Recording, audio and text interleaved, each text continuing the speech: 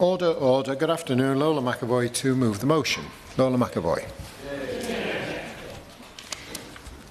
Thank you. Just give me 1 second.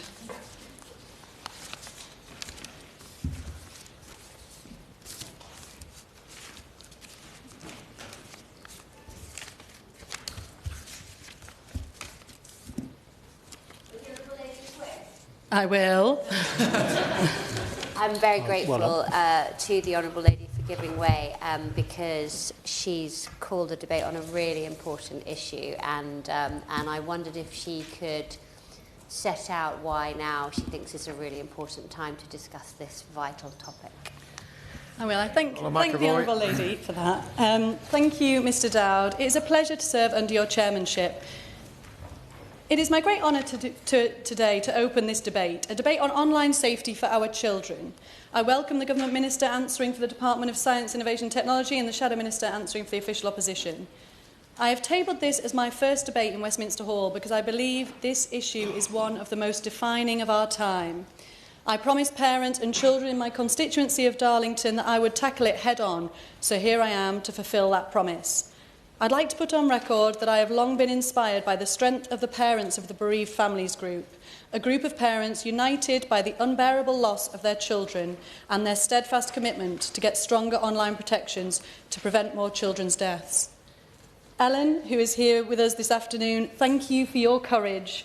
You have experienced unimaginable pain, and I will do everything I can to prevent more parents going through the same. The consensus for action on this issue has been built, in no small part due to the incredible drive of parents to campaign for justice. It's felt in every corner of the country, and it is our job as a government to step in and protect our children from online harm. In my constituency of Darlington, door after door, right across the town, regardless of background, income or voting intention, parents agreed with me that it is time to act to protect our children. I'm taking this issue to government to fight for them. I'm standing up to amplify the voices of the girl who sends a picture of herself that she thought was private but arrives at school to find it's been shared with all of her peers. Not only is she mortified, she's blamed, and it can't be unsent. I'm standing up to amplify the voice of the boy who gets bombarded with violent, disturbing images that he doesn't want to see and he never asked for and can't sleep for thinking about them. I'm standing up for the mother whose son comes home bruised, won't tell her what's happened, but she gets sent a video of him being beaten up, finds out it was organised online. And I'm standing up for the father whose daughter refuses to eat anything because she's seen video after video after video criticising girls that look like her. To all those who've raised the alarm, to all the children who know something is wrong but don't know what to do, and to all those who've seen content that makes them feel bad about themselves, been bullied online, have seen images they didn't want to, or been approached by strangers, we're standing up for you. I will. I thank and congratulate my honourable friend, the member for Darlington, for securing today's debate on online safety for children and young people, because I have a keen personal interest as a father of 2 young children. Now, early this year, the government published, Ofcom published 40 recommendations about how to improve children's safety online, including safer algorithms, and the government rightly pointed to the role that technology companies can play in that. Does my honourable friend agree that these companies must take this responsibility much more seriously? Lola McAvoy. Thank you to my honourable friend. I absolutely do agree that the companies must take them seriously because that will be the law. And what I am keen to see is that we as legislators make sure that the law is as tight as it possibly can be to protect as many children as possible. We'll never be able to eradicate everything online, and this isn't about innovation. This is about making sure that we get this absolutely right for the next generation and for those using platforms now. So thank you for his intervention. The first meeting I called when I was elected as the MP for Darlington was with head teachers of every school and college in my town. I asked them to join together to create a town-wide forum to hear the children and young people's voices on what needs to change about online safety. The first online safety forum was a couple of weeks ago, and the situation facing young people, Year 10 specifically, is much worse than I'd anticipated. The young people said that online bullying is rife. They said it's common for peers to send and doctor images or videos of each other without their consent, to spread rumours through apps, to track the locations of people, to bully them through the apps, to organise and film fights through apps, to be blackmailed on apps, to speak to people they don't know on games and apps, and to see disturbing or explicit images unprompted without searching for them. They also said it was common to see content that made them feel bad about themselves, and this has to stop. The Online Safety Act of 2023 of the last government comes into force in April 2025. The regulator Ofcom will publish the Children's Access Assessment Guidance in January of next year. This will give online services that host user-generated content, search services and pornography services in the UK. It will mean that they have 3 months to assess whether their services are likely to be accessed by children. From April 2025, when the Children's Code of Practice are to be published, these platforms and apps will have a further 3 months to complete a children's risk assessment. From the 31st of July 2025, specific services will have to disclose their risk assessments to Ofcom. Once these codes are approved by Parliament, providers will have to take steps to protect users. There's a consultation in spring 2025 on these codes, and I urge everybody interested in this topic, no matter what your area of expertise or your feelings on it, to feed into the consultation. But I want to urge this House that the mechanism for change is in front of us, but my concern is that the Children's Code is not strong enough. The young people in my... I will. Thank you very much. I'm grateful for giving way, and congratulations on securing this important debate. I just wondered, would she mind commenting on the use of artificial intelligence to create child sexual abuse materials, as I think that's a very key issue now. I trained with the NSPCC many years ago as a child protection officer. What I learnt back then was that you have to be ahead of all the technologies in order to be really effective to deal with the challenges. And I wonder if she had any thoughts on that. She may be coming to those points in her own remarks. Thank you to my honourable friend for raising this great threat. I think in terms of what my area of expertise on this issue is about children's voices and service users' voices. And I think there is definitely a space for Ofcom and for the government to try and regulate the illegal manufacturing of images through AI. I do think that when I was asking the children in my constituency had they ever seen something that they knew was AI, they said yes. So they had seen images that they knew were not real. They weren't real people. But the notifications and the warnings to tell them that it was AI were not really as explicit when they could tell themselves, and there wasn't comprehensive notifications for other children who might not have noticed it. So it is a real danger. In terms of solutions on that, there is always going to be content that is created online that we can't police. Now, I think we have to accept, just like with any other part of our legislation, that there will be criminal actors. What I'm keen to focus my contribution to this debate on, and why I've called it, is because there are ways to protect children from all of this content, and it's through getting the right age verification model, and I want to just plough on with that, if that's okay, to try and protect them from content in the round that is harmful to them. So, as I said before, the mechanism for change is in front of us, but my concern is that the Children's Code is not strong enough. We know that the children in my town, and I'm sure all of you know this, have told me that current age verification requirements are easily passed through, and that content on these sites is deeply disturbing and sent to them without them asking for it. So what that actually means is that the sites themselves are hosting content that is deeply disturbing for children, and that the age verification isn't fit for purpose. So we need to talk in the round either about stopping those sites posting that content, which is very, very difficult, or changing the age verification process, which draws me to my point on this. I will. Congratulate you for securing this debate. And the reason I want to come in just on this very point is just to talk about the scale of the problem that you're touching on. I mean, the Children's Commissioner for England reveals that 79% of children under 18 have encountered violent pornography before the age of 18, with the average age of first exposure being 13 years old.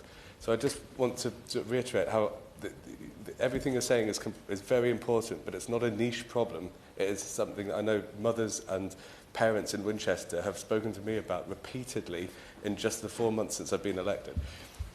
Lola McAvoy. Thank you to my honourable friend for raising that issue. It is indeed prolific for all of our children, the whole generation. I think what's interesting about the different experts that I've spoken to is that consensus, that argument has been won, that children are unsafe online, it is affecting them deeply across the country, and it is our job, it falls to legislators to rectify the issue, because sort of, not in defence of online platforms, but they will do what the law tells them to do, right?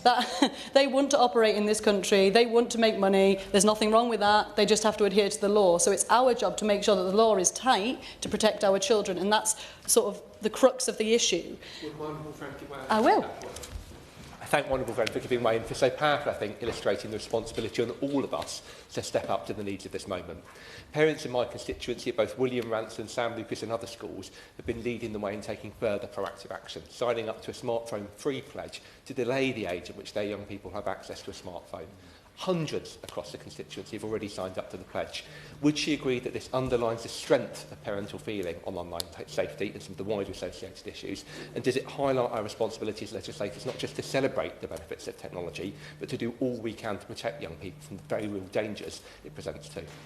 Lola McAvoy. Thank you to my honourable friend for that contribution. The smartphone-free pledge is a great idea, and I will take it to Darlington. So I think it's really interesting when we see parents are further down the line than we are on this. Children are further down the line than we are on this. Campaign groups are further down the line than we are on this. We're lagging behind. We have taken action. The last government have got the Online Safety Act.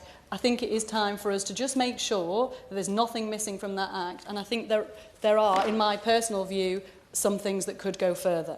So I think what the children in Darlington have said to me is not only were they getting these unsolicited images from the algorithms, so these were things being fed to them, these aren't strangers, these aren't bogeymen from another country sending them images, although that might happen. The most common complaint is that the algorithm is feeding them content that they didn't ask for that is deeply disturbing, whether it's violent, explicit or harmful.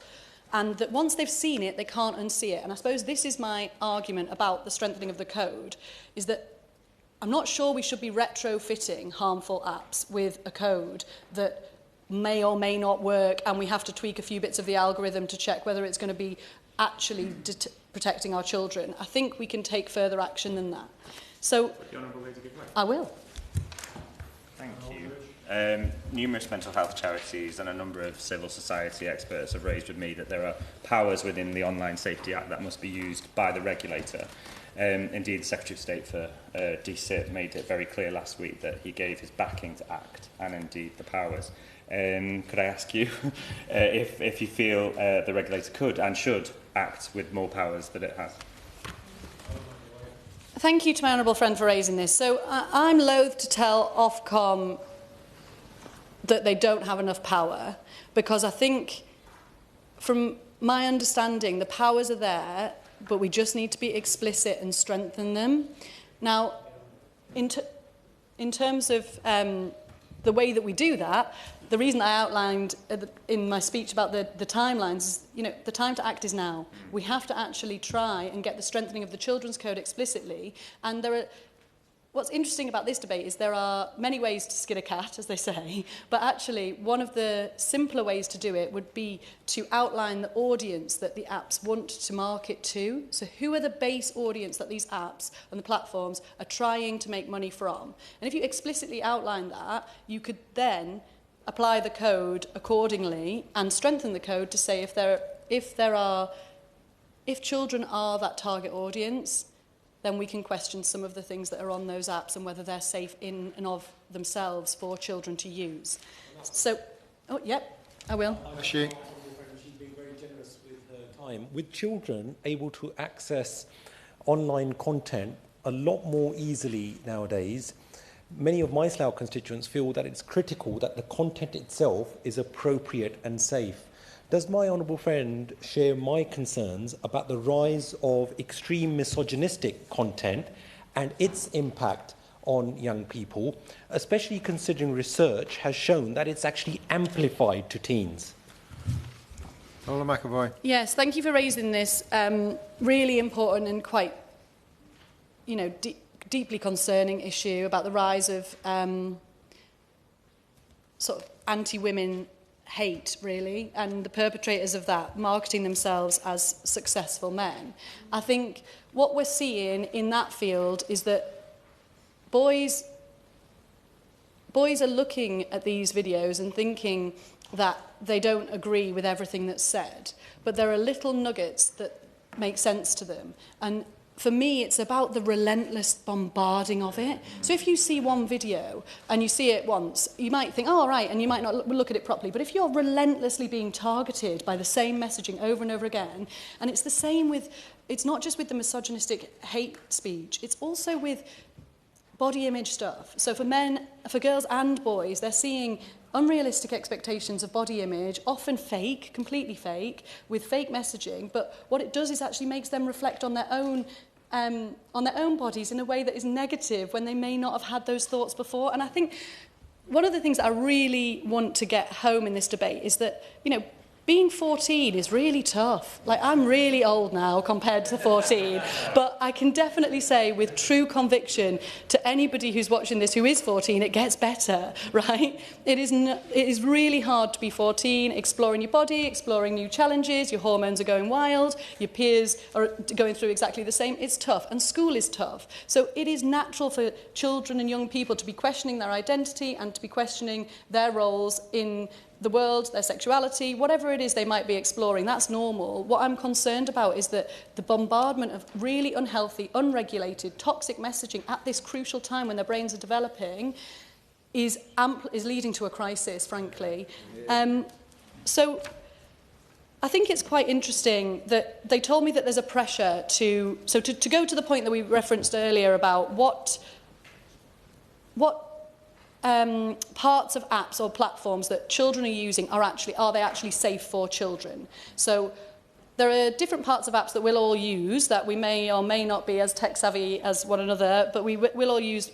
And when you actually drill deep into them and take a minute to stop and think, is this safe for children? I think the answer for me is no. So there's things like the live location functionality, which comes up a lot on apps where you might be using a Maps app and it'll ask you for your live location so you can see where to go from A to B. That's totally fine.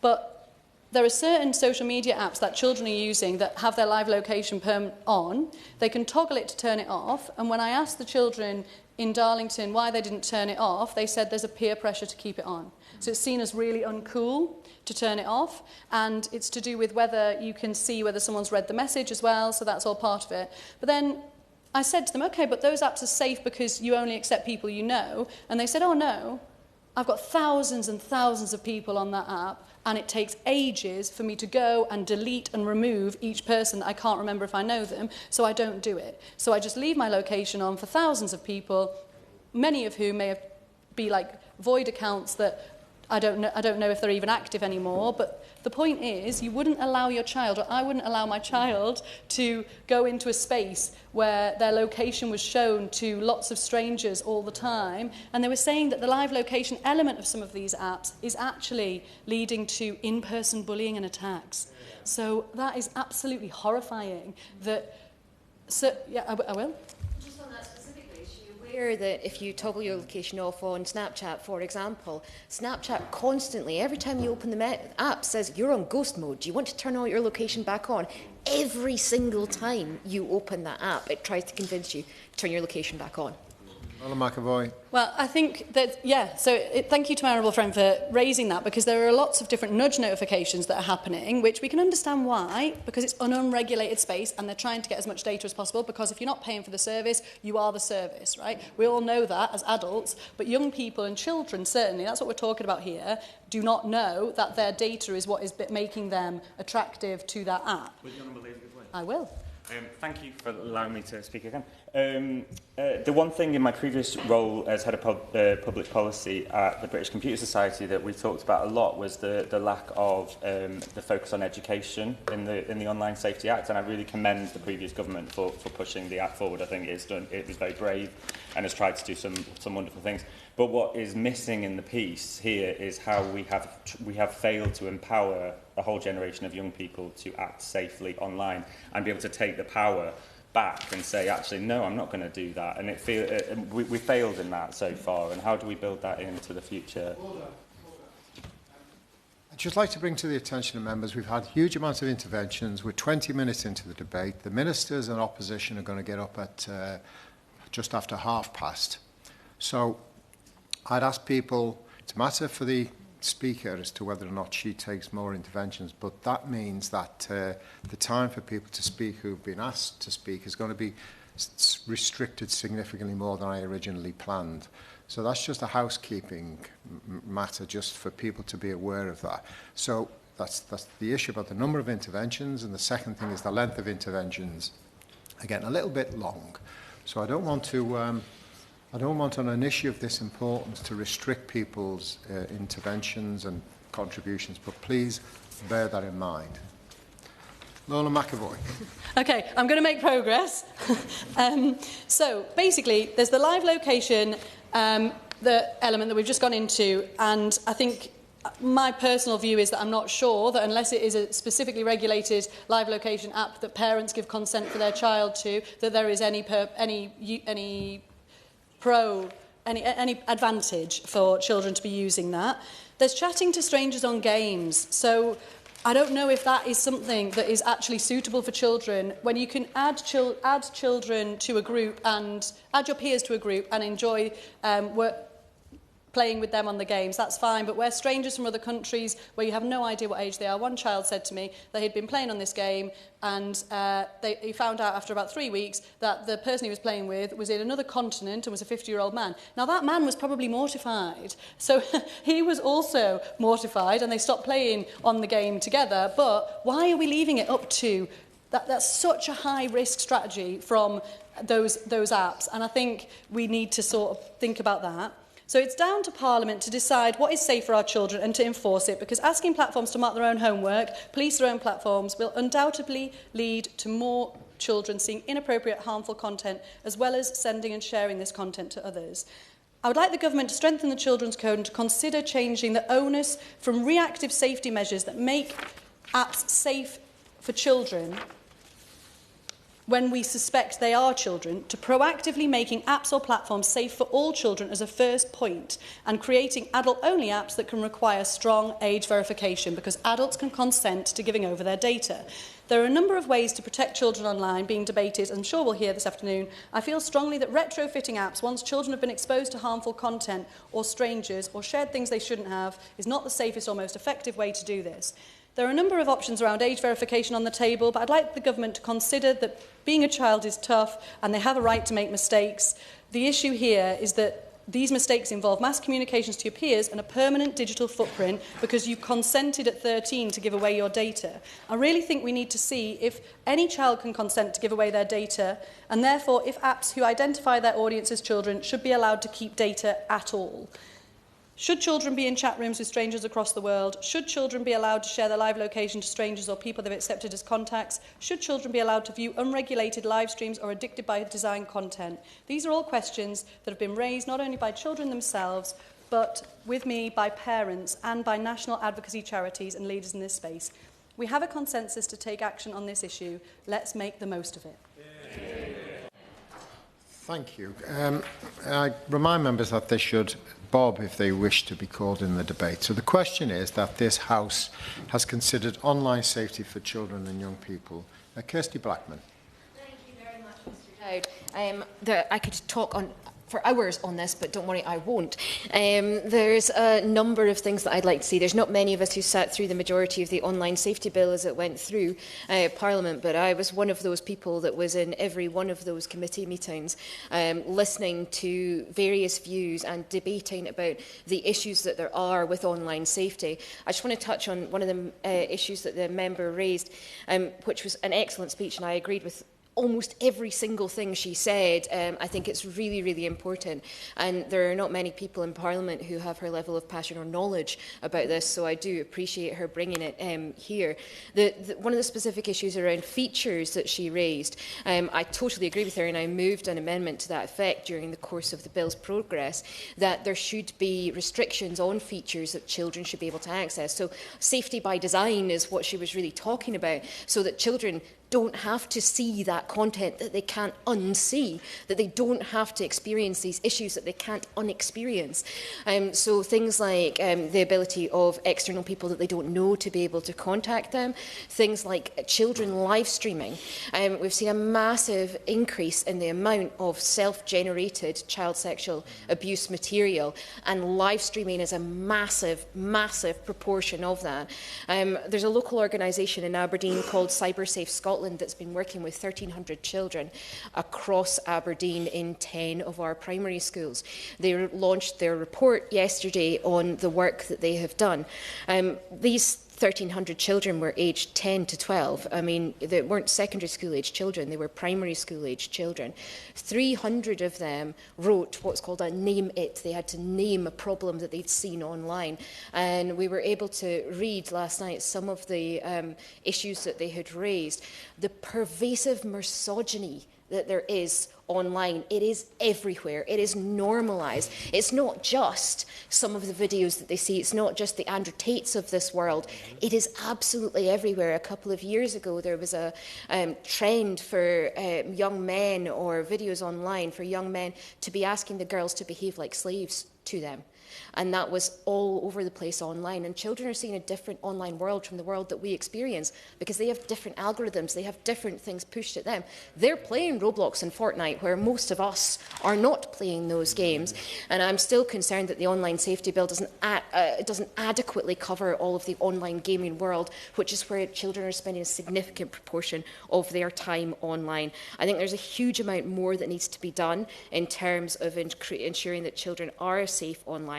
I still think there's not enough in place for reviewing the online safety legislation, and that was another thing that was pushed for actually on a across-the-house basis, to ensure that the legislation is kept as up-to-date as possible, because the online world changes very, very rapidly. Scams that were happening 9 months ago are totally different from the scams that are happening today. I still am concerned that the Act focused too much on the regulation of Facebook, for example, rather than on the regulation of the online world that our children actually experience.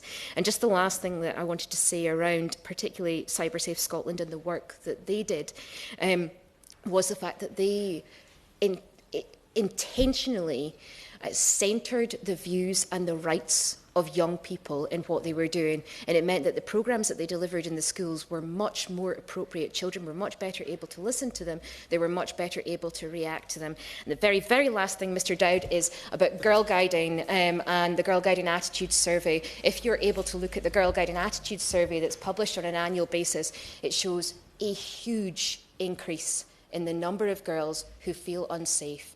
And that is because of the world that they are experiencing online. We've got a huge amount of responsibility here, and I really appreciate the member bringing that to us today.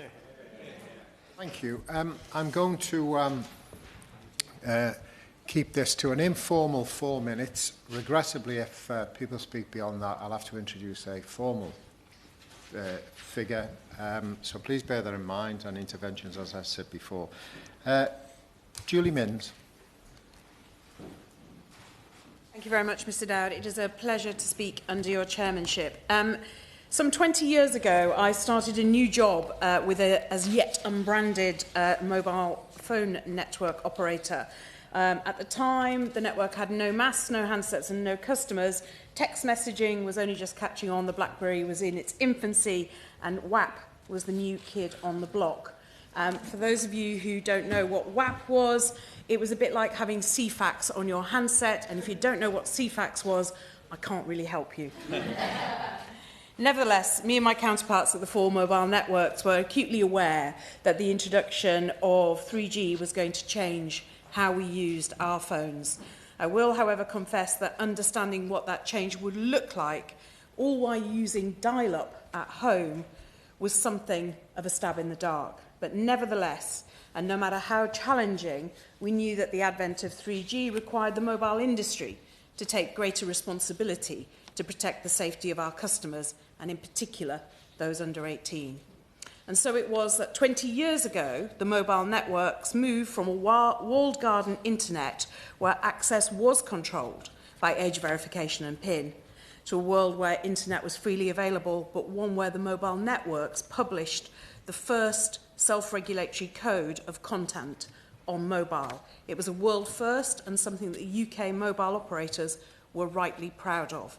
But the pace of change was rapid, and within months, We Networks published a further self-regulatory code to govern location-based services, which we've heard rehearsed already today, present a clear danger to young people.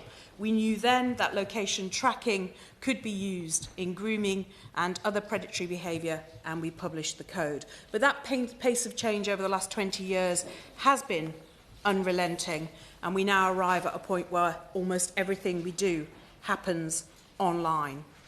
And the role of the mobile network is no longer that of a gatekeeper to services, but rather as a pipe to over-the-top services like YouTube and WhatsApp and TikTok, where the control of these services can be more readily controlled by both the service provider themselves and the handset manufacturer. Now, that's not to absolve the networks of their responsibility, but to acknowledge that they operate in a value chain, a mobile value chain in particular, where I might pay £25 a month to my mobile network, but if I renew my handset every 2 years at a cost of £800, I am paying far more to the handset manufacturer than I am to the mobile network operator. And I believe there's a very strong argument to say that those who derive the greatest financial value from that value chain bear a far greater responsibility for keeping children and young people safe online than perhaps is currently the case. I would now like to turn to just one specific aspect of online harm. Having worked closely with the Internet Watch Foundation during my time in industry, I am fully aware and would like to thank them for the important work they do assessing and removing child sexual abuse image material from the internet. I have visited and met with the IWF teams who have to view and assess some of the most upsetting content. They do this work. It is harrowing, it is distressing, but sadly it is essential. Last year, the IWF assessed over 390,000 reports and confirmed over 275,000 web pages containing images or videos of children suffering sexual abuse. Each page contained hundreds, if not thousands, of indecent images of children. The IWF reported that 2023 was the most extreme year on record, with more Category A sexual abuse imagery discovered than ever before. 92% of that imagery now shows self-generated child abuse, where the children are targeted, groomed, and coerced into sexual activities via webcams and devices with cameras. For the first time, the IWF also encountered and analysed over 2,400 images of sexual abuse involving children aged 3 to 6. Of these images, 91% were of girls mainly in domestic settings, such as their own bedrooms or bathrooms. Each image or video is not just a single act. Every time it is viewed or downloaded is another time that that child is sexually abused. Which is why I would like to conclude my remarks with a very clear ask to both our country's online and offline media and broadcast channels. Please stop describing these images as kiddie porn and child pornography. I did a search of some of our online news channels just before I came to the debate today. It is still prevalent and it has to stop. These images are not pornography. They are evidence of a crime. evidence of abuse. They are not pictures or videos. They are depictions of gross assault, sadism, and bestiality against children. They are obscene images involving penetrative sexual activity with teenagers, children, and babies. If there is one thing we can agree on today from this debate, is that this country's media must start describing child sexual abuse material for what it is. Language matters, and it's time the seriousness of the offence was reflected in the language that describes it. I'm going to have to introduce a formal 3.5 minutes. Thank you. Caroline Voden. Thank you, Mr Dowd. It's a pleasure to speak under your chairmanship, and I'd like to congratulate the member for Darlington for bringing this really important debate. It's clear that the internet has undeniably introduced a valuable resource for learning that has transformed society. But technology has also brought with it significant risks that I believe we have a really urgent duty to address in this House. And nobody knows that more acutely than all those parents who have tragically lost their children after online abuse, and they are bravely represented here today by Ellen. The statistics are sobering. Recent figures from Ofcom reveal that 1 in 5 children in the UK has experienced some form of online harm, including cyberbullying, exposure to inappropriate content and exploitation. And the NSPCC now reports that more than 60% of young people have encountered online bullying. But I think the risk goes much further than that. We know that the average age that a child first views pornography is estimated to be 12, with some evidence now suggesting as young as 8 years old. Free and widely available pornography is often violent, degrading and extreme, and it has become the de facto sex education for young people. And this pornography crisis is radically undermining the healthy development of children and young people and contributing to increasing levels of sexual inequality, dysfunction and violence. This reality represents how children's lives are affected by these dangers, and as parliamentarians we have a duty to keep our children safe and free from harm, and that means online as well as offline. 9 in 10 children are now on a mobile phone by the age of 11, and around a quarter of 3-year-olds now have their own smartphone. I don't know about you, but I find that statistic particularly troubling. I believe it is crucial to differentiate smartphone use from the broader digital environment. Smartphones, we know, are engineered to be addictive, with notifications that stimulate dopamine release, the same chemical linked to pleasure. It's too easy for children to become trapped in a cycle of dependency and peer pressure, addicted to feeds and competing for likes on social media. And addiction is exactly what the tech companies want. Yet research from the Royal Society for Public Health shows that social media harms mental health. We all know that, particularly among young users. Around 70% of young people now reporting that social media increases their feelings of anxiety and depression. But the Children's Commissioner, Rachel de Souza, believes that Ofcom's Children's Code, as the Honourable Member talked about earlier, is not strong enough and is written for the tech companies rather than for the children. She says we need a code that protects our children from the wild west of social media. And in South Devon, I often hear from parents who are overwhelmed by the digital environment their children are navigating. They want to protect their children, but they feel ill-equipped to manage these complexities. Hundreds of them have signed up to the Smartphone Free Pledge, and they're pressuring schools as well to take part. And we need to give them support by backing what they want to do with legislation. So I believe we need a legislative framework that will restrict the addictive nature of smartphones, tighten age restrictions, and restrict access to social media platforms for all children under 16. We have to protect them. These measures are crucial for online child safety, and I believe there's a broad consensus in the House that big tech must be held accountable for the harm it perpetuates. We must abide by... Thank you, Mr Chairman. It's a pleasure to speak under your chairmanship. I welcome this debate for my honourable friend for Darlington. Prior to being elected as an MP, I spent almost a decade working in organisations supporting vulnerable women and children.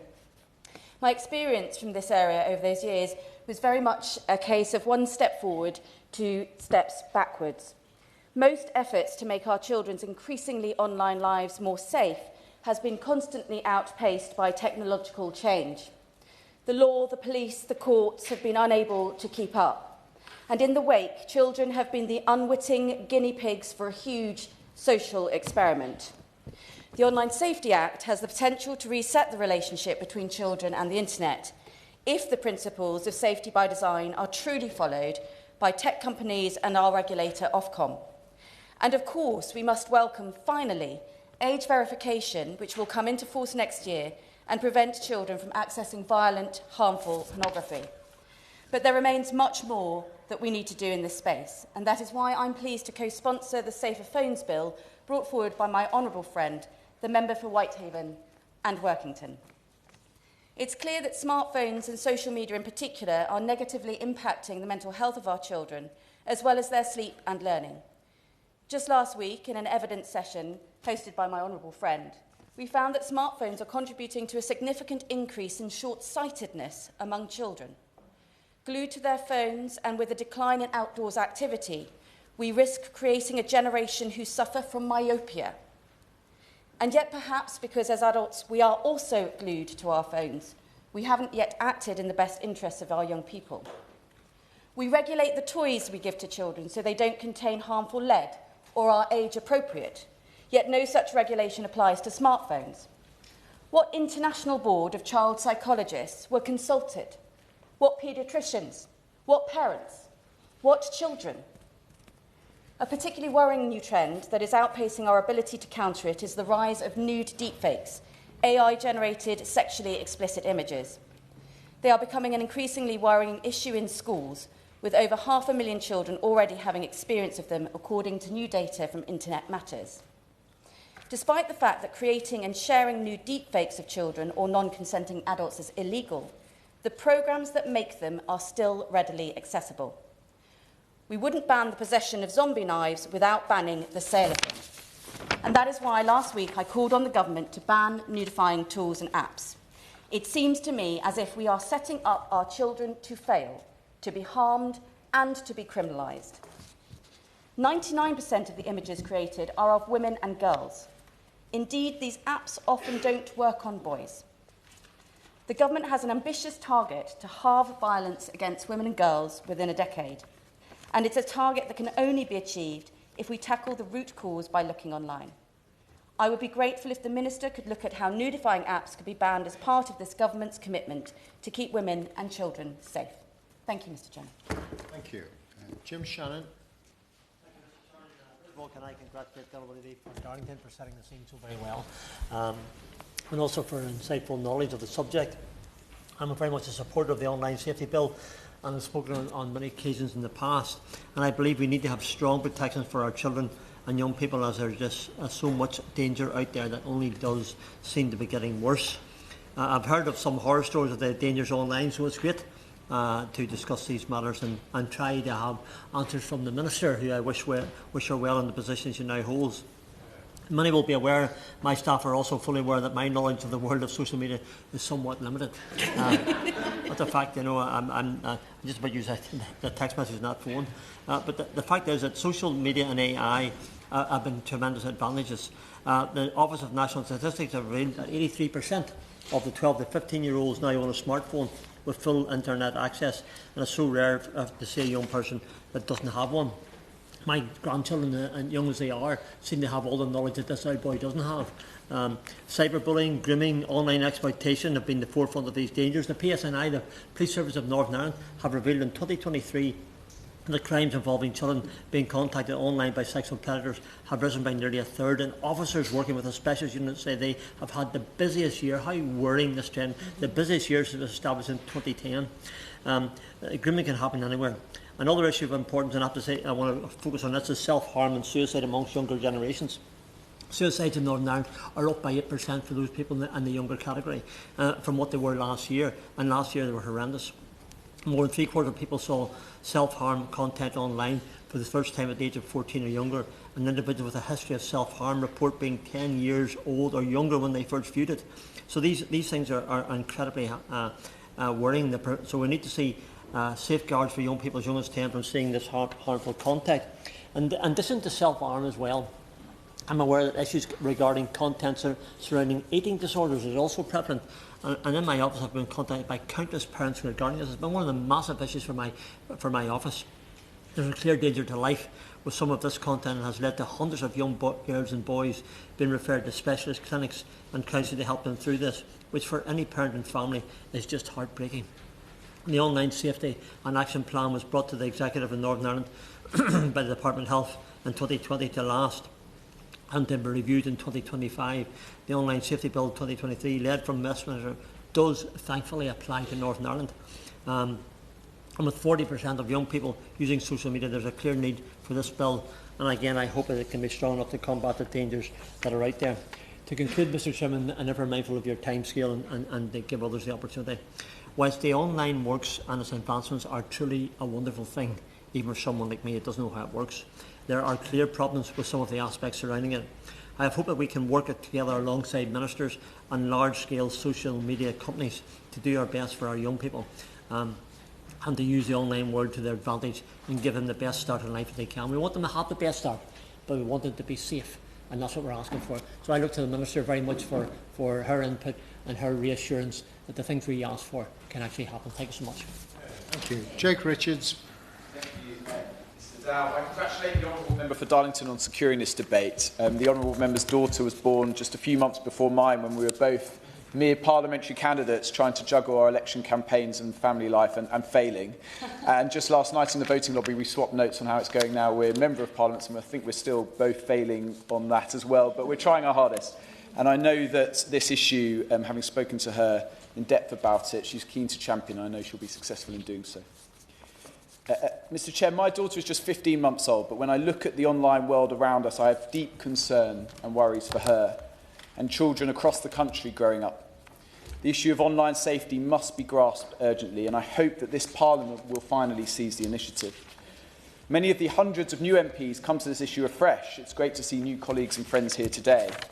This is a generation who have, to some extent, grown up online, aware of the huge benefits and technology and social media have offered, adept, to some extent at least, at using those networks. I'm still not wholly sure how TikTok works, but have also seen the increasingly toxic results for young people as technology has developed. And this has been exacerbated by the pandemic. I've been in numerous schools across my constituency in the Rother Valley to speak with students and teachers and teaching staff, and whilst the pupils I meet are impeccably behaved and interesting and interested in my role as their MP, when I have a cup of tea with the teachers afterwards, they so often tell me about the negative effect of smartphone apps, online bullying, and the frankly shocking content that youngsters are exposed to. And I speak to parents across the Rother Valley who are deeply concerned about the content available to children, whether it be sexual or of an addictive or exploitative nature. Many feel like they are losing parental control, to some extent at least, to the magnet of online activity. I've run an online survey for constituents about the issue of smartphones and online safety for children over the last few months, and have been inundated with these worries. This is an epidemic, which shows why this debate and this subject are so important. And there is good work happening to combat these worries. Recently, again, I met with a group in my constituency run by Sarah Cunningham, who work in schools across the country in combating misogyny, online violence and pornography, and this is an incredible organisation doing brilliant work. But frankly, it cannot be left to the third sector to regulate this issue or pick up the mess. It is surely time for government and regulation to take a greater role. I hope this can be done on a cross-party basis, because this is an issue which crosses the political divide, and I would like personally to praise the former Prime Minister Theresa May for at least beginning to champion this issue.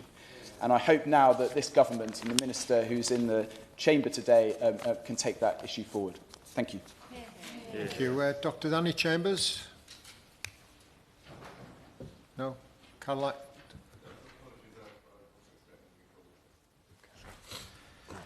Dame Caroline Dinage?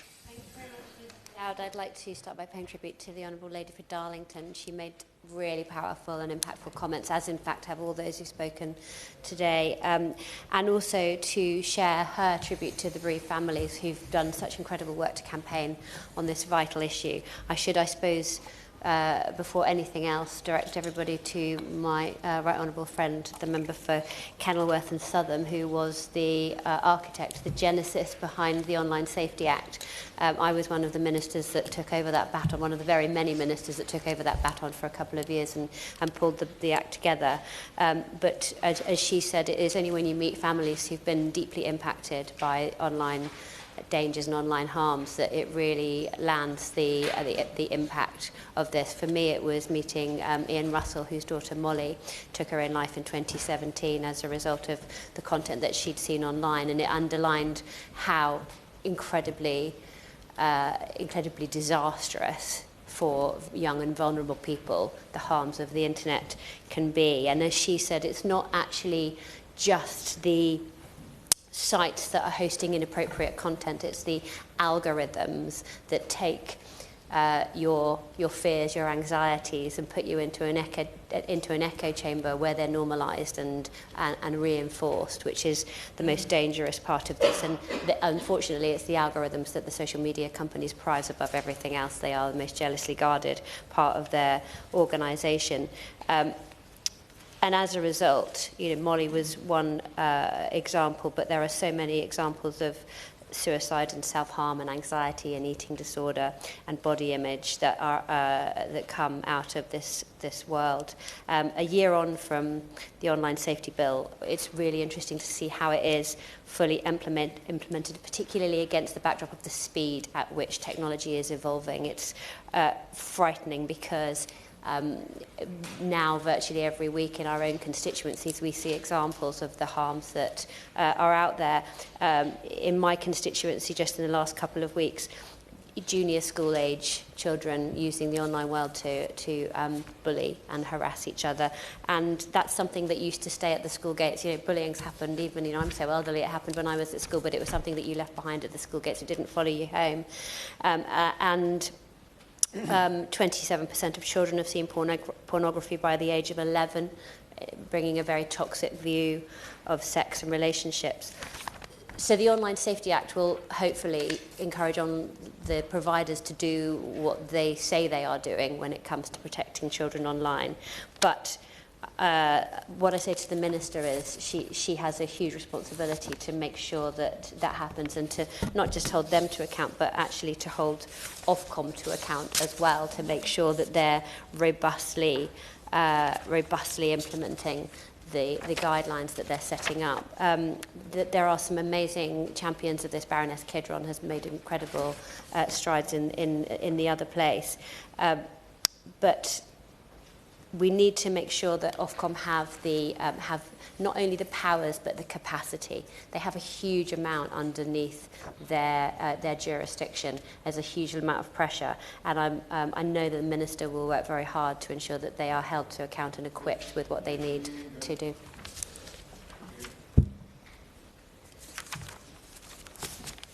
Thank you, Mr. Dowd. And huge congratulations to my honourable friend for securing this debate, which I know is of grave concerns for not only my constituents in Stafford, Eccleshall and the villages, but of parents and caregivers across the country. I am concerned there's a disproportionate impact on girls and young women regarding online harm. Take, for example, the report that my honourable friend just mentioned, an exposure to harmful content.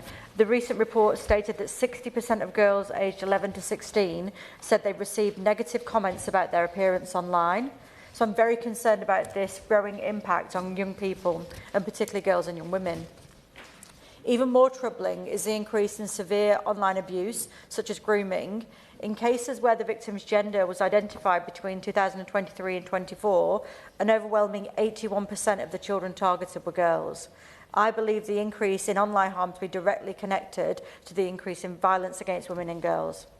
I therefore join calls for significantly enhanced rules on social media platforms to safeguard our young people. This must tackle both the blunt and sharp end of online harm, the insidious exposure to harmful content, and the more direct and egregious abuses such as grooming. Thank you. Jeremy Wright. Thank you very much, Mr. Dowd. It's a great pleasure to serve under your chairmanship, and can I start by congratulating the Honourable Lady for Darlington, not just for securing this debate, but for the way in which she's made her case this afternoon. I want to focus on a couple of the more technical aspects of the Online Safety Act, which I think are very important in fulfilling the objectives we all share this afternoon, which, as she rightly said, is to make sure the vehicle we now have in the OSA delivers the right outcomes for the safety of children online. I'm grateful to my right honourable friend for Gosport. She's right. I had ministerial responsibility for this Act. I think, frankly, it's easier to find Conservative ministers who didn't have responsibility for this Act at some point or other. But what we all tried to do is make sure that the structure of the Act would support the objectives that, again, I say we all share. Let me mention two specific things, which I'd be grateful if the Minister would consider. I don't expect her to respond to them this afternoon, but if she can consider them and write to me, I'd be very grateful. It seems to me that what we need to make sure is that as responsibility for implementing this Act moves from us as legislators to Ofcom as the regulator, we need to be sure, as government and as Parliament, that we and the regulator are on the same page. There are two areas where I'm concerned that might not be the case. The first is the question of whether harm to children here is all about content. And I don't think it is. And I think what we've heard this afternoon already from those who've spoken is that there are many aspects of risk and harm to children online that has nothing actually to do with the specific nature of an individual piece of content. And therefore it's important that the Act, which I believe does support Ofcom's ability to act in relation to harms beyond specific matters of content, and for the Minister's benefit, what I have in mind is Section 11 of the Act, which deals with risk assessment, as she knows, because she knows it off by heart. But for everybody else here, Section 11 deals with risk assessment, and on that a great deal hangs, because if you do your risk assessment, your obligations to do something about risk hang on what risks you identify in the risk assessment. So the risk assessment matters. The risk assessment, as I read the Act, in Section 11, says that yes, you have to risk assess for individual harmful pieces of content, but you also have to risk assess in 11.6f for the different ways in which the service is used, including functionalities or other features of the service, going back to the point the Honourable Lady made, that affect how much children use the service. Those are the sorts of things that I think it's important we underline, we expect Ofcom to attend to. Secondly, and I'm grateful for the government's draft statement of strategic priorities, but I think the point that's been made around this being a fast-moving landscape is also fundamental. And what that means is that, again, in the structure of the Act, the codes of practice are vital, because what the codes of practice do is set out the things that platforms ought to do to keep children safe, and if they do those things set out in the code, they are broadly invulnerable from further regulatory intervention. So we need to act urgently to ensure that the codes of practice say what we want them to say. At the moment, my concern is that what Ofcom may do is simply talk about current good practice and not urge that advancements in good practice are maintained by the platforms. Those are the two areas that I hope the Minister will think about in relation to the draft code, and on the ongoing basis that there will need to be a relationship between us in Parliament and Government and Ofcom in making sure the Act continues to deliver as we want it to. Josh McAllister.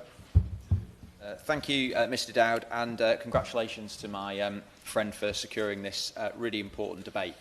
I'd like to start just by saying a few words about the context of this debate and the parallels between it and some of the debates in the last century to do with road safety. Despite the car being relatively common as a feature on our roads from about 1900, it wasn't until the 1930s, when there were already 1 million cars on the road, that we decided to introduce an age limit at all on driving. It wasn't until 1983 that wearing a seatbelt became compulsory. At that time, many people, including MPs here in Parliament, argued the law would be impossible to police, was an overreach of the state, and would not save any lives. In fact, when it was introduced, deaths dropped dramatically, and we got the best out of the rise in the motor vehicle. And there is a really strong parallel there between the introduction of those seatbelt measures and what we now see and now need to do as a Parliament when it comes to online safety. The Online Safety Act itself was an incredibly welcome piece of legislation, but it is just the very first and needs to be seen as a stepping stone piece of legislation rather than any destination in its own right. And I think most people involved in the creation of the legislation, and actually those at Ofcom themselves, would probably recognise that description. Where we need to go next, I believe, is in addressing issues of excess screen time and social media use and those wider harms around the fact that the average 12-year-old is now spending 21 hours a week on their smartphone. There are obvious harms that come from that the Honourable Member for Darlington highlighted about anxiety, social anxiety, peer-to-peer comparison, the mental health impacts. There are very clear impacts on sleep, and there are also impacts on the classroom. The evidence behind that is also growing. But there's an enormous impact of the fact that those 21 hours a week used to be spent by children doing other stuff. Children used to do other things that they're now not doing because they're on these devices, and it presents a complete generational rewiring of childhood, which needs to be considered very importantly.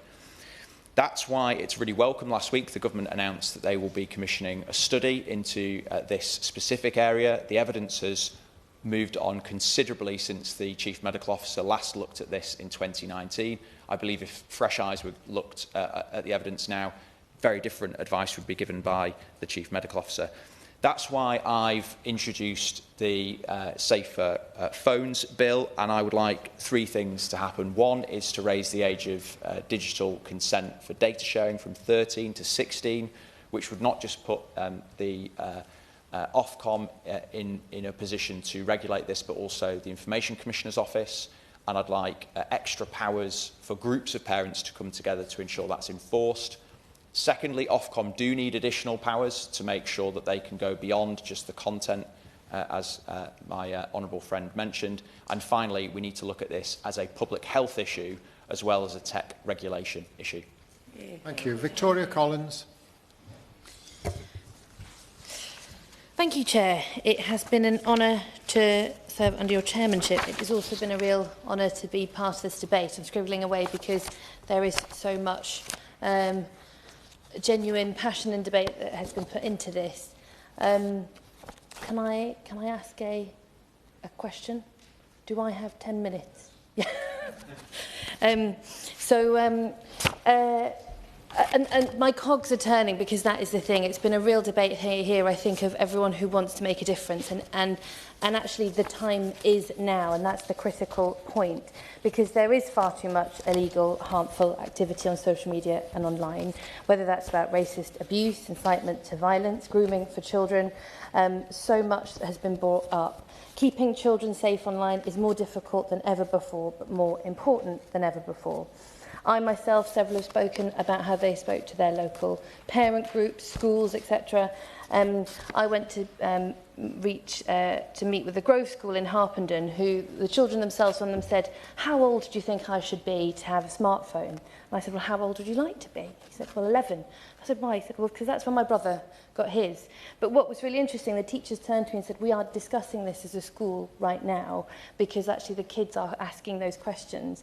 And I think what's also come through is that actually it's really important we listen to young people because they're the ones who are crying out for that change, saying something isn't right. But so hearing from so many people, I mean, the Right Honourable Member for Darlington, I think you really set up the debate in a way that none of us could follow, in that it was about the passion, it was behind the people behind that, the parents, the families, and that's what we're all here for.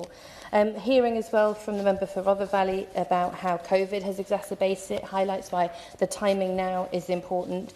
The Right Honourable Member for Gosport, who talked about Ian Russell and Molly, I think a story most of us are aware of, and they've come to Parliament so many times to talk about that impact. We must never forget those families and so many more behind them.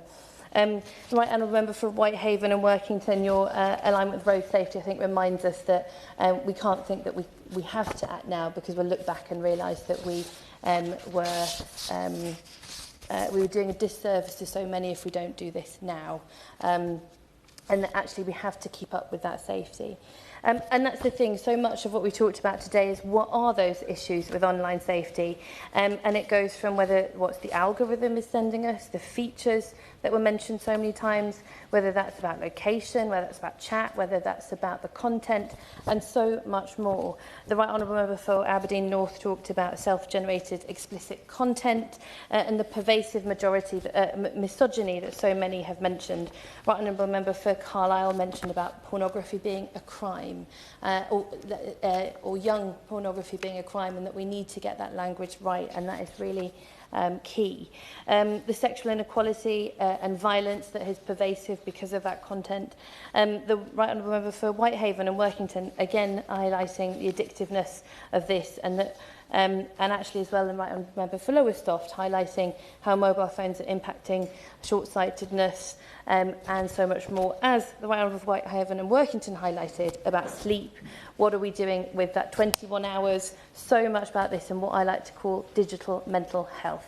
This is what is happening as a whole, not only beyond the algorithm, not only beyond the impact of that content. And the Right Honourable Member for Strangford mentioned about self-harm.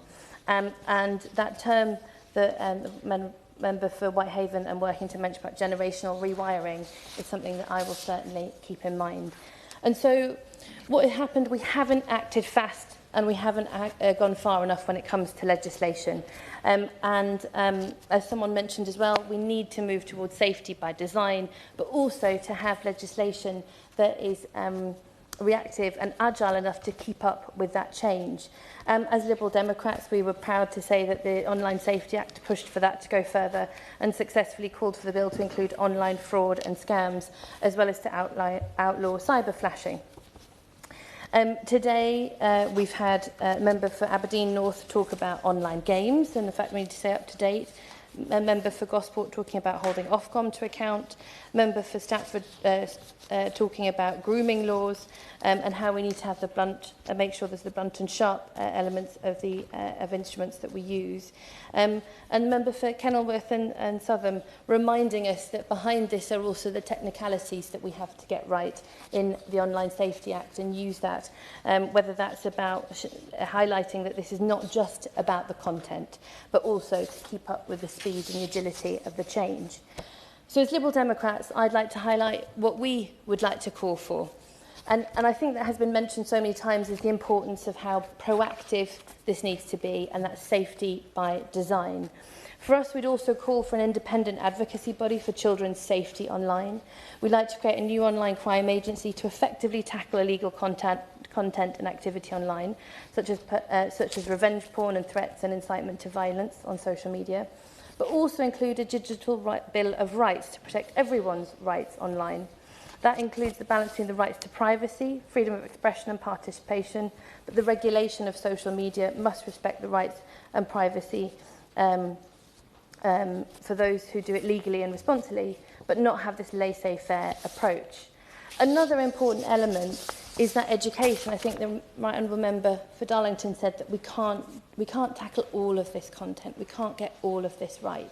But what's important is that we also empower our young people and parents to be able to actually say what is right and wrong, to help them feel like they're empowered to make a change, whether that's in using these tools or even speaking up and saying actually this is not right and giving them that, make sure they feel they have that voice. And the member for South Devon also mentioned how big tech needs to be held accountable. Absolutely. We've got to make sure that those who are building these platforms are the ones who are ensuring their safety by design and keep up with that.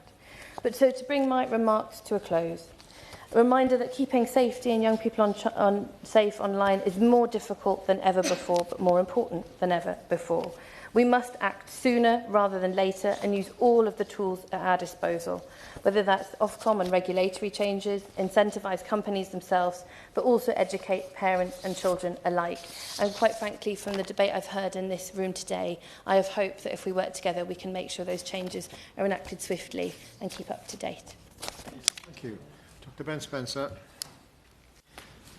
Thank you. It's a pleasure to serve under your chairmanship, Mr Dowd, and I'd like to pay tribute to the Honourable Member opposite for Darlington for securing this debate. who spoke very powerfully and knowledgeably on a wide range of issues, and just particularly on the Children's Code and her requests in terms of reform and improvements in the area. And I'd also like, there were many contributions from members in this important debate, but one I'd like to draw particular attention to that really struck with me is the contribution from the member for Carlisle. There are a few times, I think, when members of Parliament speak in debates when all members of Parliament listen. And she spoke rightly, very powerfully about the awful statistics, and I say statistics, but the numbers of horrendous acts of child sexual abuse that have and are taking place, and the impact that's going to have on those children and indeed the people who are exposed to this in their lives, and something that all of us as parliamentarians need to be very mindful of, each one and every one an individual tragedy in itself. Mr. Chairman, protecting children from harmful or illegal content is something that all members of this House are committed to, and it's right that we work together to protect them. I welcome the Online Safety Act brought in by the last Conservative government. This groundbreaking legislation saw the protection of children at its heart, introducing effective, pragmatic laws and restrictions into place to combat some of the horrors that we've heard about during this debate. And it was great to have several of the architects of the Online Safety Act who take part in the debate and ask pertinent questions to the Minister, whose job it is to work to ensure that this piece of legislation works for us and works for our children and works for our family. As a responsible opposition, it's our job now, currently, to pose those questions, to support the government in terms of delivering and protecting our children. And it's that, in that spirit, that I make my speech today, particularly with a series of questions I have for the Minister regarding the implementation. I'd like to commend the Secretary of State for Science, Innovation and Technology for meeting bereaved parents who've lost children to online harm content, and for publishing the draft statement of strategic priorities for online safety next week, and pay reference to the members, so the people who are in the gallery who've also been tragically affected by online harms in their families. The Secretary of State has stated that the government will implement safety by design to stop more harm occurring in the first place, and we support the government's aspiration to deliver safe online experiences for all users, just as we did in previous government. It's important we consider whether the expectation should fall on users to take precautionary steps to avoid severely harmful content, particularly those who are most vulnerable. But when the government talks of safety by design, it's crucial that it places the onus on social media companies to ensure the safety of its users. Given the role that algorithms play in pushing themed content to users, I'd like to ask the Minister what plans the government has to empower users to exercise greater personal control over these algorithms. The government outlined the need to ensure that there are no safe havens online for illegal content activity. While we wholeheartedly support the same, to what extent are removing the ease of mainstream access push this content further out of sight and possible regulation? We support the government's desire to improve transparency and accountability across the sector, but while there's a desire to increase algorithmic transparency, I'd ask the Minister how the government intends to improve regulatory coordination in pursuit of achieving this. Additionally, the inculcation of a culture of candour via the transparency reporting regime will be challenging. I'd like to ask the Minister, how will that be facilitated? In January this year, Instagram and Facebook announced that they'll block under 18s from seeing harmful content relating to eating disorders, self-harm and suicide. But it's been highlighted that this content is so prevalent that it can still be easily found online. And so I'd like to ask the Minister what steps the government intends to take to ensure the existing legislation is enforced. Mr. Chairman, we must ensure that children are protected from material that's not age appropriate, such as pornography. This is why the last government tightened up age restrictions by requiring social media companies to enforce age limits consistently and protect their child users. It's right that services must assess any risk to children from using their platforms and set appropriate age restrictions, ensuring that the child users age-appropriate experiences and are shielded from harmful content. Again, this should be followed closely to ensure that platforms are not finding ways around restrictions, or indeed children are not finding ways around restrictions, as currently age checks are not strong across all platforms. I'd welcome the Minister's thoughts on how the government plans to do this, as restrictions introduced by the last government are a good start, but as was noted during the debate, as technology changes, we must keep up. The government talks of ensuring that age assurance technology to protect children is being effectively deployed. However, I would ask the government how the government intends to ensure this, and how it intends to ensure that companies are investing in the most up-to-date technology to facilitate this.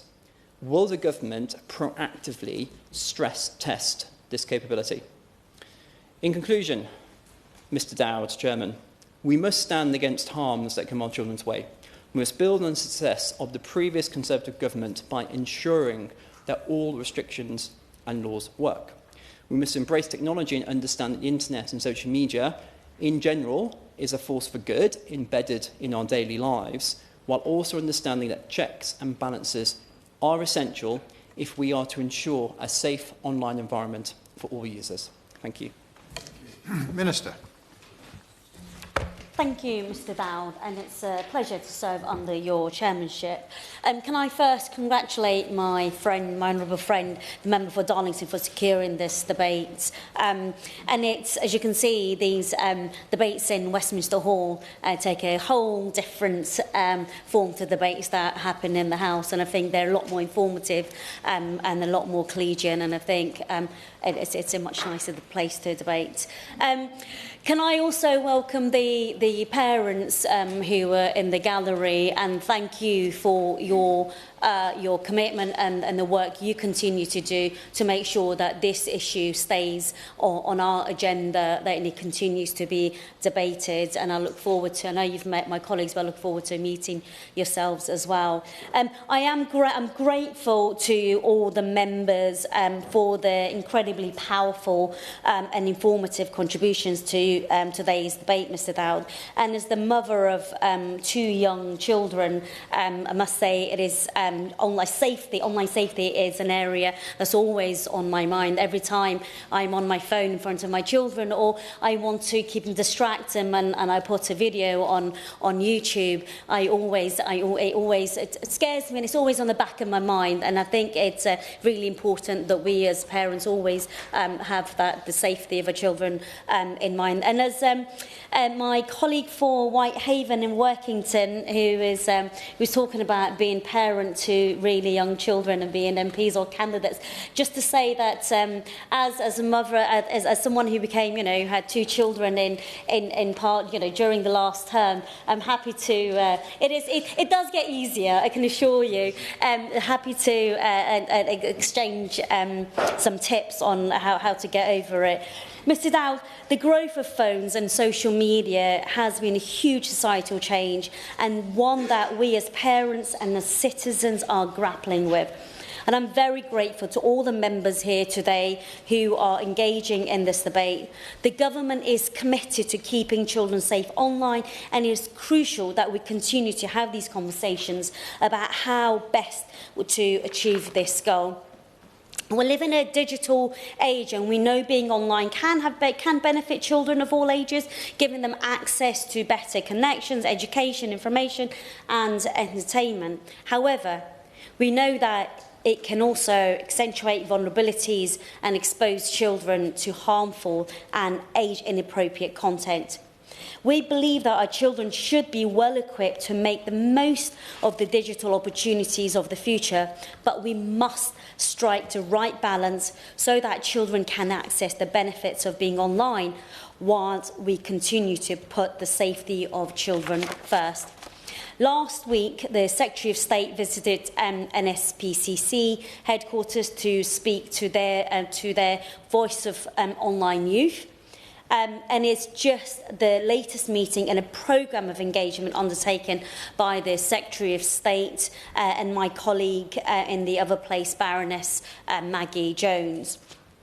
And getting this right has been and will continue to be a long process, and many members in here will remember the battle to get the Online Safety Act passed. You know, and despite the opposition, some members in this place who sought to weaken it, but as there was cross-party consensus, and it's one of those bills that that got a lot of support to get it passed.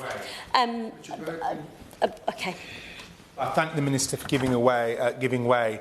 In this House on a number of occasions during the passage of the bill, I raised the story of my constituent from Leeds, Joe Nihill, who sadly took his own life after accessing very dangerous suicide-related content. So I just wanted to bring to the Minister's attention that before, as she'll know, before Ofcom's new powers have been put into practice at some point next year, there is a window where there's a particular onus on internet service providers to take action.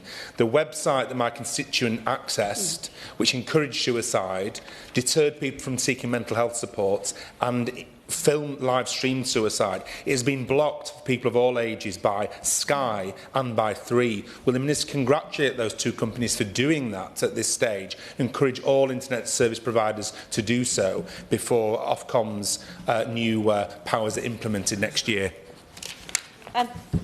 Thank you, and I thank the member for his intervention. Absolutely welcome the intervention by the internet providers, and as I will come to it in my comments in a bit, we should not, you know, the providers do not have to wait for the act to be enacted. They can start making those changes now. So I absolutely agree with the honourable member. Mr. Dowd, as I said, as many colleagues raised the issue around the adequacy of Online Safety Act, the Act as it stands is a landmark Act, but it is also an imperfect piece of legislation. Ofcom needs to consult means a long leading time, which, while it's important to get it right, can often feel frustrating. Nonetheless, we are clear that the government's priority is its effective implementation of the Online Safety Act, so those who use social media, especially children, can benefit from its wide-reaching protections as soon as possible. And to that end, Peter Kyle became the first thesis Secretary of State to set out a draft statement of strategic priorities to ensure that safety cannot be an afterthought but must be baked in from the start. The member for Strangford raised the issue around suicide and self-harm. Ofcom is in the process of bringing the Act's provision into effect, and earlier this year conducted its consultation on the draft legal content, and most harmful content being, one of the most harmful contents being suicide. And child safety codes of practice as well was consulted on. We expect legal content codes to be in effect by spring 2025, with child safety codes following in the summer. Under the Act, user-to-user and search services will need to assess the risk of their services, facilitating illegal content and put in place measures to manage and mitigate this risk. In addition, in-scope services that are likely to be accessed by children will need to protect children from content that is legal but nonetheless harmful to children, including pornography, bullying and violent content. The Act is clear that user-to-user services which allow the most harmful types of content must use highly effective age assurance to prevent children from accessing it. Ofcom will have robust enforcement powers available to use against companies who fail to fulfil their duties. Ofcom's draft code set out what steps services can take to meet these duties. Their proposals mean that the user-to-user services, which do not ban harmful content, should introduce highly effective age checks to prevent children from accessing the entire site or app, or age restrict those parts of the service which host harmful content. The codes also tackle algorithms which have been raised today, which amplify harm and feed harmful material to children. On the Ofcom's proposal, services will have to configure their algorithms to filter out the most harmful types of content from children's feeds and reduce the visibility and prominence of other harmful content. Member for Aberdeen North, the member for Kenilworth and Southern and others raised the issue around strengthening the code. Ofcom have been very clear, and I'm very clear, that Ofcom will look to strengthen the codes in future iterations, and the government will be encouraging them to do so as online harms technology and the evidence base evolves. For example, I'm short of time, I'll have to proceed. For example, Ofcom have recently announced plans to launch a further consultation on the illegal content duties once the first iteration is laid in spring next year. This iterative approach enables Ofcom to prioritise getting its initial codes in place as soon as possible, whilst they build on the foundations set out in the first set of codes. The member for Slough, Aberdeen North and Lowestoft raised violence against girls and women. And in line with our Safer Streets mission, platforms will have new duties to create safer spaces for women and girls. It is a priority under the Online Safety Act for platforms to proactively tackle the most harmful illegal content, which includes offences such as harassment, sexual exploitation, extreme pornography, intimate image abuse, stalking and controlling or coercive behaviour, much of which disproportionately affects women and girls. All services in scope of the Act will need to understand the risks facing women and girls from illegal content online and take action to mitigate this. The member for Carlisle very powerfully set out the issues around safety, child sexual exploitation and abuse. Child sexual abuse is a vile crime that inflicts long-lasting trauma on victims. UK law is crystal clear. The creation, possession and distribution of child sexual abuse images is illegal. The strongest protection in the Online Safety Act are against child sexual abuse and exploitation. Ofcom will have strong powers to direct online platforms, messenger services and search services to combat this kind of abuse. Ofcom will be able to require platforms to use accredited proactive technology to tackle CSEA and will have powers to hold senior managers criminally liable where they are failing to protect children. I'm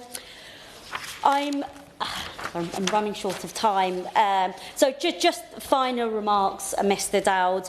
Whilst we remain resolute in our commitment to implementing the Online Safety Act as quickly and as effectively as possible, we recognise the importance of these ongoing conversations, and I am grateful to everyone who has contributed to today's debate.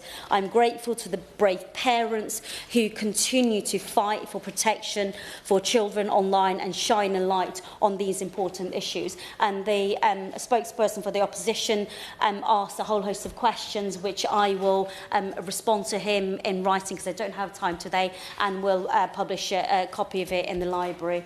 With that, I conclude. Mr Dowd. Thank you. Well, Lola McAvoy to a brief wind-up, please. Thank you, Mr Dowd. And thank you, Minister. What an insightful and cohesive debate. Thank you all for your time and expertise. It's clear to me and to all of us, I'm sure, that innovation has outstripped legislation, leaving our children and young people shouting for help. Crime is organised and exacerbated on these platforms. Police cannot stop it without our help. The 24-hour access means that content and bullying are causing school refusals, and our educators cannot teach our children without our help. Children and young people will never share everything with their parents, but the sheer quantity and the functions of the content providers mean parents cannot protect their children without our help. Children's mental health services are drowning after huge surges in those needing support. many issues caused or exacerbated by online platforms, our NHS cannot get our children well without our help. Today has demonstrated cross-party agreement for action, an agreement that this is one of the great issues of our time. We have our consensus, so now let's use it. Thank you. The question is that this House has considered online safety for children and young people. As many as of that opinion say aye. Aye. Of the contrary, no. I think the ayes have it. The ayes have it. Order. Order.